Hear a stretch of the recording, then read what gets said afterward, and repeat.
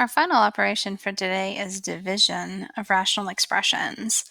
Now, if you recall, dividing fractions is kind of like multiplying fractions. You just have to do a little bit of manipulation first. So you keep the first fraction the same. So I'm going to do the same here. I'm going to keep the first fraction exactly the same.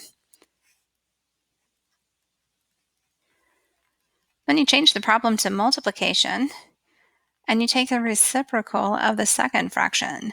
So that just means you put the denominator as the numerator, and you put the numerator as the denominator.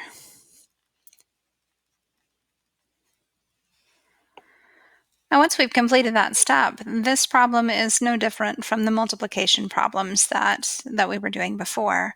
So my next step, rather than trying to multiply across the top and multiply across the bottom, which would make a big mess, is to factor both numerators and both denominators, so then I can look for common factors that can be canceled. So x squared plus 6x minus 7,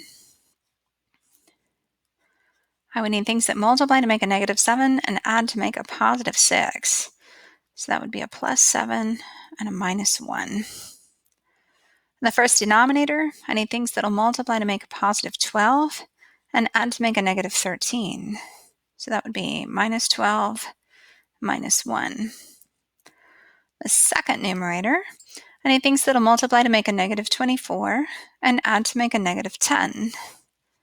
So that would be a minus 12 and a plus 2. And in the second denominator, I need things that'll multiply to make a negative 14 and add to make a negative 5. So that would be a minus 7 and a plus 2. Okay, now that I have everything factored, I can go through and look for common factors that can be canceled out. So my first factor in my numerator is an x plus 7.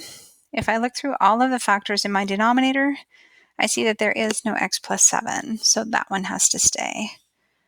My second factor in my numerator is x minus 1. Looking in my denominator, I see right below it there, I've got an x minus 1, so I can cross those out. Next, I've got an x minus 12. Looking in both denominators, I see that I also have an x minus 12, so I can cross out one x minus 12. And then lastly, I've got an x plus 2 in my numerator, and I can see right below it there, I have an x plus 2 also in the denominator, so I can cross those out. So now the only thing left in the numerator is x plus 7, and the only thing left in the denominator is x minus 7. And I can't simplify that any further because the top one has a plus sign and the bottom one has a minus sign, so that means they're different. Now you try number 10 and fill in your answer on the form.